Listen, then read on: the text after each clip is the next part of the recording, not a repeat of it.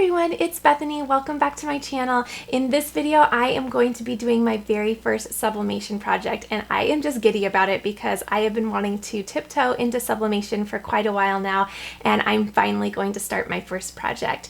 So it's been quite a while of going back and forth on which printer would be the best fit for me, and I finally settled on the Sawgrass. So I have it right here on my counter. I am so excited. It's all set up and ready to go, and I'm ready to start my first project. So I really wanted to keep it simple and small for my very first sublimation project. So I'm going to be sublimating little bookmarks. I am a huge bookworm, so these will definitely come in really good use, and I think they're going to turn out super cute. So as a reminder, sublimation projects require sublimation ink, and they require sublimation compatible blanks. So I'm really excited to get started. Sometimes I feel like the hardest part of starting something new is doing the first project. So I'm really excited to get this first project out of the way so I can start building my confidence with sublimation. And I have so many exciting things coming up with sublimation. So if you are new here, please be sure to hit the subscribe button and you can join me on my journey. All right, everyone, let's go ahead and get started with our project. Okay, so to start off, we are going to begin in Creative Studio, which is the software that comes with the Sawgrass printer. And to be honest, the Creative Studio is one of the reasons why I decided to go with Sawgrass, because I really love that they had their own dedicated software, and it really just makes sublimation a lot easier because there's lots of opportunities for blanks, and there's just a whole software dedicated to helping make the sublimation process so much easier. So I really so far like Creative Studio. I'm finding it super user friendly so far. So to start off, I'm going to come to blank products, which is just at the top of the left hand side here, and this is going to just show all of the different types of blanks that you can do with sublimation, and there are so many. So I am going to use the search engine up here, and I am going to search for bookmark because that is the project that I am going to be starting out on. So I'm going to select the bookmark that matches the actual sublimation blank that I have, which is this right here. And then I like that it has some product details over here. I'm not sure if this is the same for every type of blank that they offer, but with this it offers some dimensions, and the dimensions match the product that I'm using. And then it also looks like it has some temperature and pressing guides over here, which is really nice. So this is going to be my template that I am going to use when getting my little print ready to go for sublimation. So the next thing I'm going to do is I'm going to come down to galleries, and I'm going to come to my images. And I already uploaded some images that I want to use. I purchased a really pretty digital paper pack from Design Bundles, and I'll be sure to link it in the description box below in case you would like to purchase it yourself. I have a lot of ideas for how to use these. They're such pretty patterns, and they're definitely my style, so I was super excited to find these. So I already made this little pink gingham because I wanted to try out one bookmark before I did a tutorial on it, and it turned out really pretty, so I want to make a couple more. So the next one I'm going to make is this really pretty mint gingham with some little floral embellishments. So I'm going to go ahead and click on that design, and then I'm going to go ahead and make this span across my entire template. So what I'll do is I'll just click on it, and then I can come over to scale, or I can just make it bigger right on the screen here by just dragging one of the corners, but the scale seems to be a little bit quicker with that. So I have it big enough to cover my entire template, and then what I can do is I can just move it around so that I can get the exact print that I want on my actual bookmark. So if you wanted it heavy with florals, you could do this right here. If you wanted it a little bit more showcasing the pink or the mint gingham and then some florals, you could just drag it this way. So I actually really like something like this, and I'll actually drag this just a little bit more just so that it really goes up across my a little template here and gives me some buffer. So now what I'm going to do is, now that I really like the placement of how this looks, I am good to go. So this is just serving as a template. It's giving me a visual for what my bookmark will look like once it is sublimated, and it looks really great. So it helped me size that, and we're all set to go. So now that I like how this looks, I'm going to say print, and that's right in this upper right hand corner right here. So I'm going to click that. And then a little box is going to pop up with my print settings. So I have it set to my Sawgrass Sg500, and then it has the paper dimensions all in here, where it's pulling it from, and then the size of my paper. And then it automatically mirrors my image here, which in this case it doesn't really matter because the design that I'm using is not directional, but it's a good habit to have it always mirrored anyway. So I like that it does that, just because it's nice that I won't have to remember that each and every time. So then right here, I am sublimating on metal. This is where you can change that if you need to and tell it what you're actually sublimating on, but mine is already set to metal because I already had my template already selected in Creative Studio, which was nice. But if you need to change that, that's where you would change that. And then your paper that you're using, you would just change that here. I'm using the text print R, so I have that already selected. And then in the color quality, I have it at high quality and photographic. So now I can go ahead and say print, and now it will send it to my print manager. So it's going ahead and giving me a confirmation that it has already successfully queued my bookmark, so I can go ahead and say OK. So from here I could actually begin printing, but what I'm going to do is I'm actually going to put another bookmark on this little paper here, just to take advantage of the paper that I have and use the most of it. So normally I'd actually want to fill this paper and use the most of my sublimation paper, but I'm only making 2 bookmarks right now, and I don't have any other smaller designs that I am doing at the moment, so I'll go ahead and just make 2. So what I'll do is I will just go ahead and click out of this real quick, and I will be in Sawgrass Studio once more so that I can make my next one. So I will go ahead and click on the actual design, and I will say trash. That way it just leaves my blank template here, and then I can go ahead and bring in my next pattern. So I think I'm going to do this mid polka dot. I think that's really, really cute. Again, I can come over to scale and just scale that all the way up. And then I just like to drag it just a little bit more, just to give me some grace when just bringing this around and making sure that I like where it is. Okay, and you'll see that if you accidentally bring it too far, then on your template you'll see that it's white. So that's why I like making it a little bit bigger, just so that when I move it around, then it's exactly gives me a little bit of a buffer up here. Okay, so I like how that looks. And so once I am visually happy with how it's going to look, again, I can say print, and then I will just follow the same little settings that I did last time. I'll say print, and again, a confirmation that it has successfully queued my design. I can say okay. Okay, and then my print manager is all ready. Sometimes it does pop up behind Creative Studio, so if you're waiting and waiting for it to pop up and you're not seeing it, then check behind your actual Creative Studio that's open, and it's probably back there. So now you'll see that I have 2 designs right here. Again, you can continue to fill this space if you'd like, but again, I only have 2 small items that I'm working with this time. So now I am ready to print. So once I'm ready to go, I will just say print. If you wanted to remove any of these, you would just go ahead and click on the one you wanted to remove and click the little minus button so that it would take it away. But of course, I want to keep both of them because I'm doing 2 today. So now I can go ahead and say print. Okay, so here is my little sublimation print ready to be pressed onto my bookmarks. As you can see, the first thing you'll notice is that the design prints very, very faint. So the ink is not as vibrant as what you saw on my screen, but that brightens up once it has been sublimated. So it is very normal for it to be really pale in color, and it will take on its actual color once it has been activated by the heat. So now what I'm going to do is I'm just going to quickly trim down my little templates, and we'll get them prepped on the actual bookmarks. Okay, so I have my little pieces trimmed down, and I'm going to use my little Easy Press 2. I really want to get an actual heat press, but the one that I really want has been out of stock for a while, so I'm just patiently waiting. So in the meantime, I'm using my Easy Press for this, which is perfectly fine.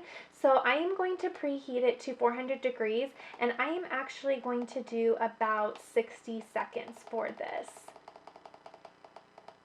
Now, of course, you'll want to monitor and kind of do some tests with your own settings to see what temperature and timing you find best for your sublimation project, but I'm going to try at about 400 degrees for 60 seconds for this project. Okay, so while my press is preheating, I am going to grab my little sublimation bookmarks.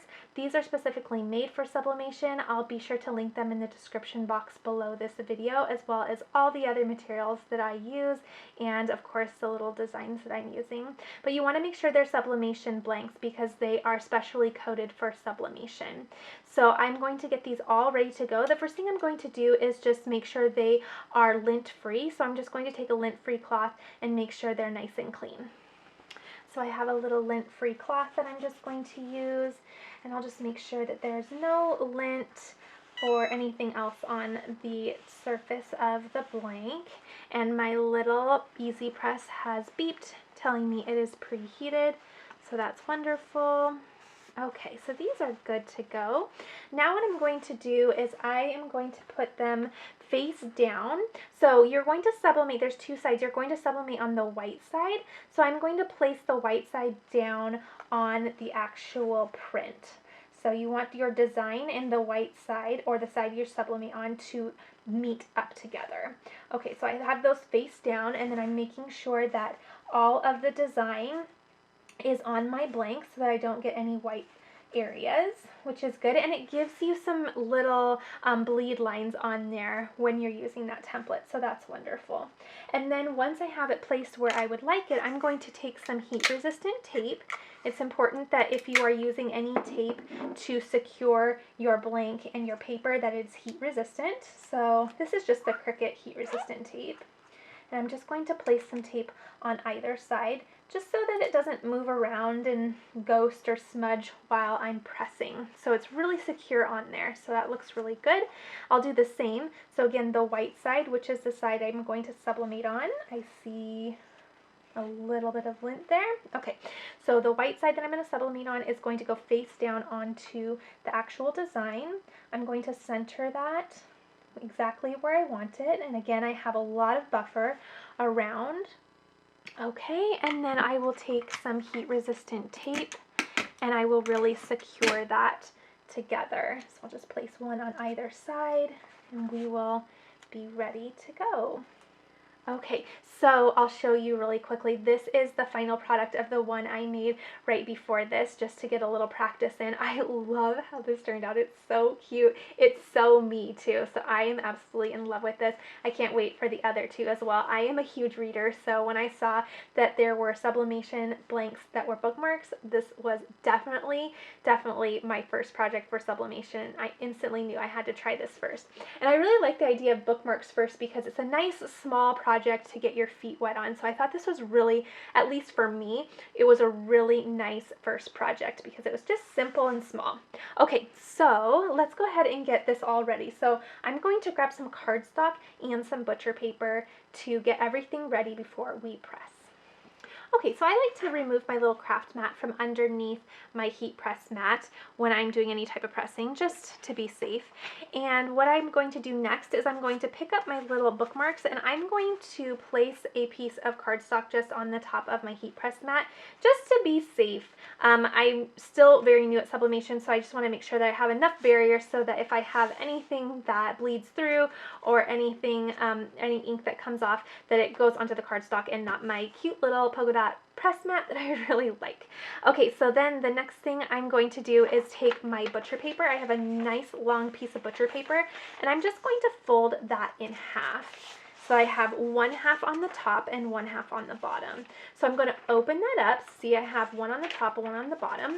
I'm going to open that up and then I'm going to place my bookmarks inside. So I'll place it bookmark side down and then sublimation side, or sublimation paper up.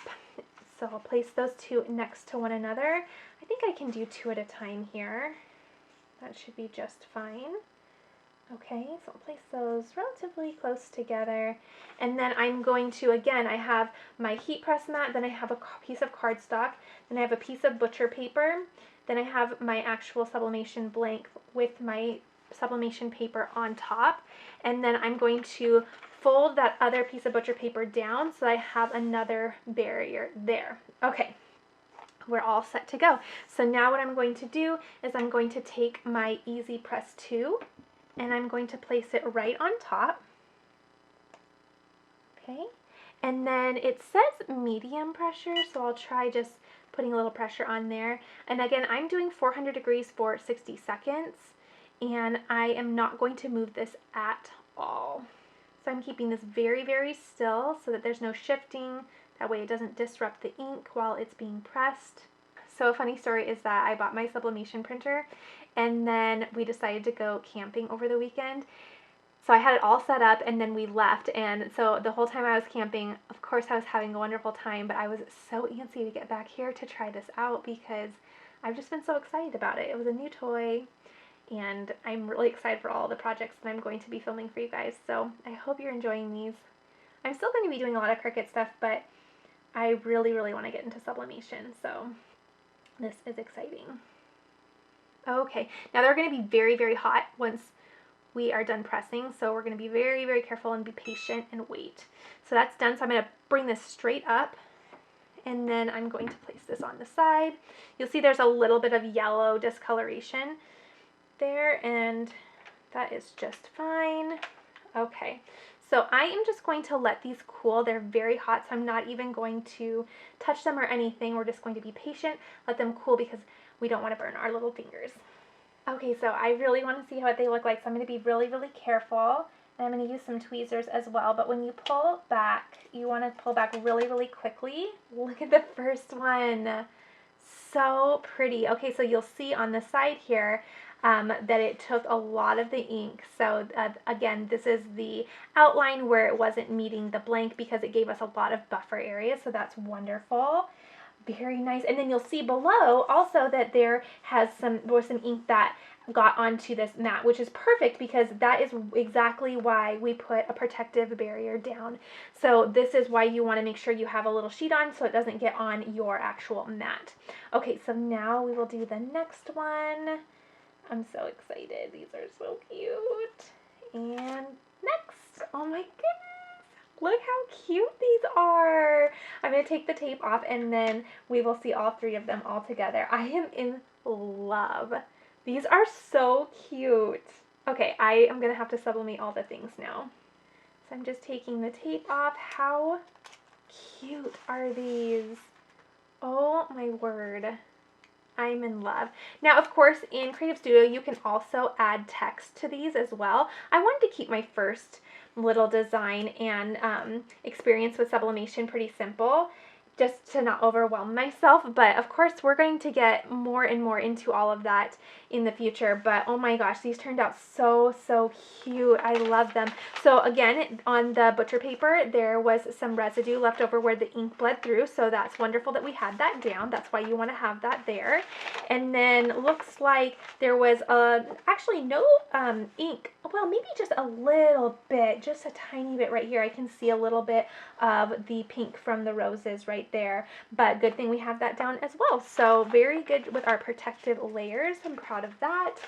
Okay, here they are. I'm so excited. I am such a bookworm, so these are going to be well used. I love them so, so much. Other things that you could do is you could also add some vinyl if you'd want, if you wanted to personalize them. Again, you could also personalize within Creative Studio as well if you wanted to do some text in Creative Studio and then sublimate the text on. So we'll get more complex in the future videos, but I wanted to keep it really beginner friendly for myself and for you guys because I am tiptoeing into sublimation. So I hope you enjoyed this. Please be sure to give this a thumbs up if you did. I'm really excited to show you all the other ideas that I have coming to my channel, but I think this was a perfect, small and simple project to really get my feet wet with sublimation. Alright everyone, please be sure to like and share this video. If you're new here, please be sure to subscribe so you see what's coming up, and I will see you all in the next video.